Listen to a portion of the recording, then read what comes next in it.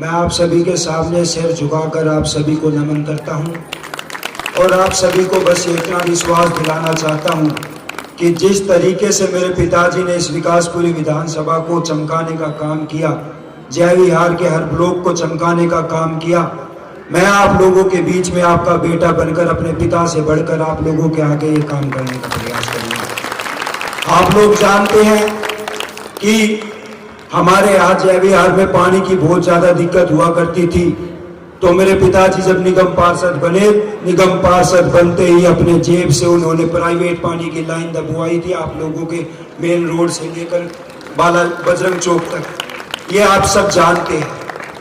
आप सब जानते हैं कि नंद किशोर जी ने आप लोगों के बीच में बैठकर किस तरीके से आप लोगों की सेवा की।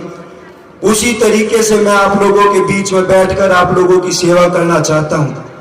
जो मेरे पिताजी का सपना अधूरा रह गया विकासपुरी को फूल की तरह चमकाने का, मैं उस सपने को पूरा करना चाहता हूं।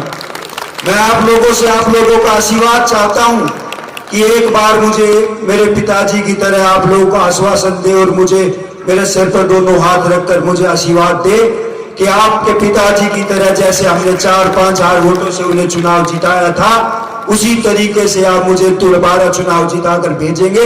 मैं आप लोगों के लिए दूसरा नंद किशोर बनने का काम करूंगा। ये लोग मैं आप लोगों से कहना चाहता हूं। मैं आप लोगों से कहना चाहता हूं कि जिस तरीके से आप लोगों की कॉलोनी में बुलडोजर चलवाए जाते हैं निगम पार्षद के द्वारा, मैं आप लोगों से कहना चाहता हूं कि मुझे एक बार निगम पार्षद बनाइए। अगर आप लोगों के बीच में कोई आगे खड़ा हो जाए तो आपका जूता और मेरा सिर होगा। मैं आप लोगों से यह भी कहना चाहता हूं, जैसे आप लोग मकान बनाते हैं 20-25 गज का, 50 गज का, 100 गज का, उस पर आकर एमसीडी के ठेकेदार खड़े हो जाते हैं कि निगम पार्षद ने पैसे मंगाए हैं, वो पैसे दो। मैं आप लोगों से ये वादा करना चाहता हूं कि अगर कोई आप लोगों की जेब से एक पैसा ले जाए तो मैं नंद किशोर सहरावत की औलाद नहीं। मैं आप लोगों से कहना चाहता हूं, जिस तरीके से उन्होंने आप लोगों की नालियों का बुरा हाल कर रखा है, अगर एक भी नाली में कोई गंदगी मिल जाए तो उसी दिन निगम पार्षद के पद से हटा देना मुझे। मैं आप लोगों के बीच में ये भी कहना चाहता हूं।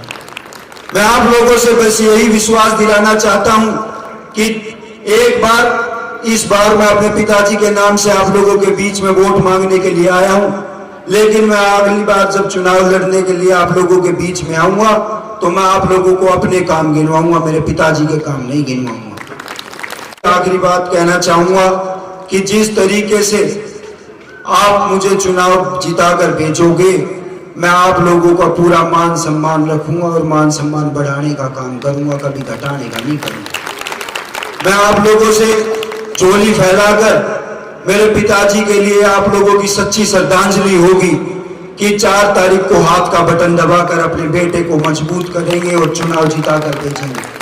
आपका नाम बताइए। मेरा नाम डॉक्टर सुनीता सहरावत है। जतिन सहरावत जी इलेक्शन में खड़े हैं, आपको कैसा लग रहा है? बहुत अच्छा लगा मुझे, मेरा भतीजा है वो। आपको लोगों को इससे क्या उम्मीदें हैं?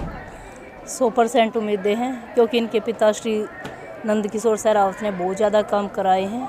उसी के काम के बलबूते पर हम वोट मांग रहे हैं। जनता बहुत खुश है, आशीर्वाद है, सभी साथ हैं, सबका सहयोग है, समर्थन है। मैम आपका क्या नाम है?